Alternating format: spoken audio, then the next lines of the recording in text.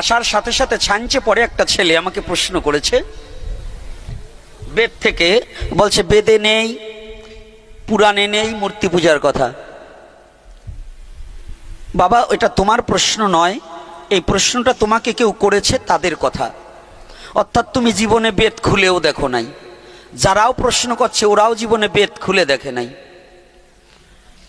এই সনাতন ধর্মের মধ্যে এখানে কয়জন ব্যক্তি আছেন বেদ পাঠ করা লোক? একটু হাত তুলুন তো। রাধে রাধে। এখানে আছেন মায়েরা বাবারা?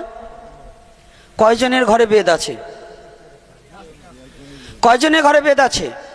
কয়জনের ঘরে কয়খানা শাস্ত্র গ্রন্থ আছে? নেই।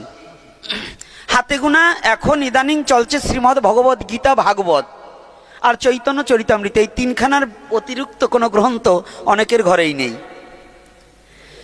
তার মধ্যে ভুল সিদ্ধান্ত আছে। যেমন এখন বর্তমানে একখানা বেদ বাড়িয়েছে হরফ প্রকাশনী। এই হরফ প্রকাশনীর বেদ যারা পড়বে তারা ভুল সিদ্ধান্ত ছাড়া সঠিক সিদ্ধান্ত পাবেন না। ভারত পাবলিক যে লাইব্রেরি নবভারত, হ্যাঁ,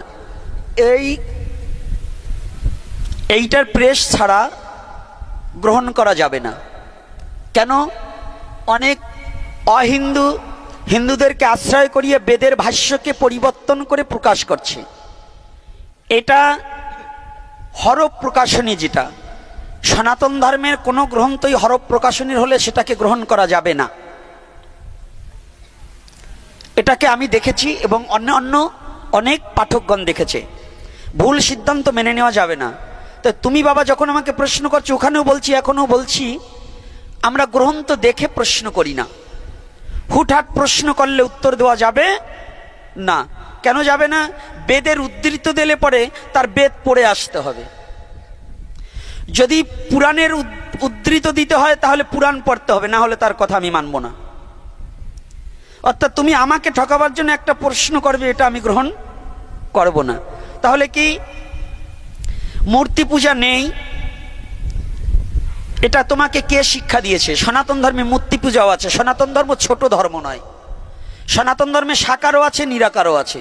সাকার মানে মূর্তি পূজা, নিরাকার মানে তার মূর্তি ছাড়া। কেন? তুমি ঈশ্বরকে দুটো রূপেই দেখতে পাবে।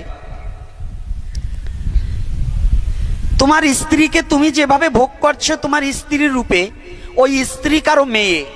তুমি যা পারছো, যার মেয়ে সে কিন্তু তার সাথে সেই ব্যবহার করতে পারছে না। তাহলে তোমার সন্তানের কাছে সে তার মা, তার ভাইয়ের কাছে সে বোন, তাই না?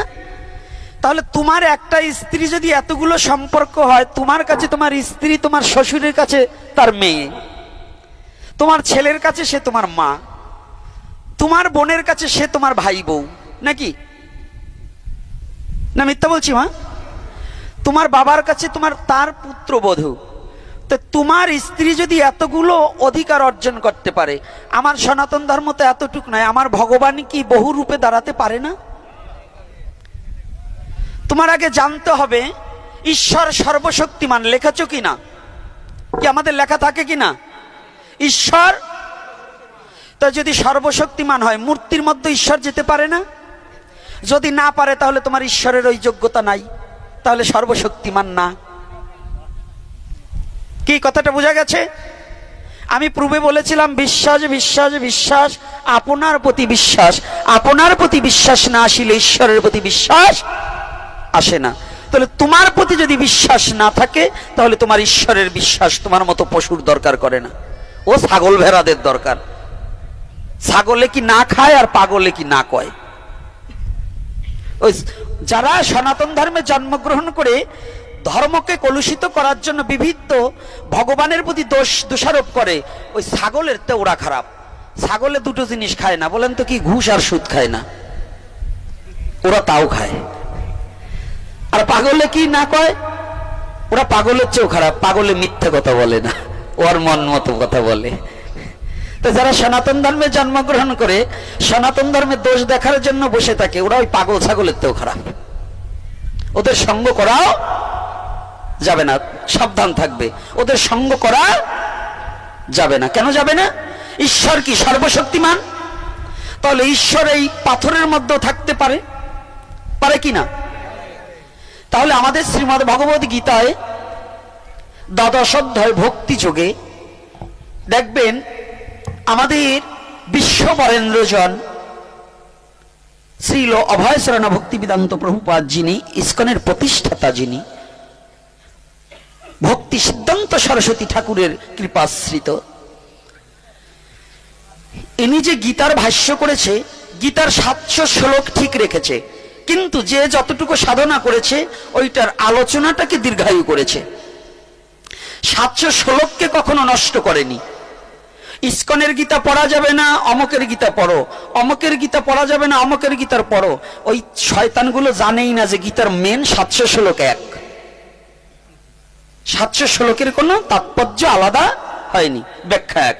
কিন্তু এক একটা কথার ওয়ার্ড ভাঙিয়ে, সেন্টেজ ভাঙিয়ে আলাদা আলাদা ভাবে তার ভাবধারায় আলোচনা করে মানুষকে সহজে বুঝাবার নিমিত্তে সেইটাকে তাৎপর্য রূপে বর্ণনা করা হয়েছে।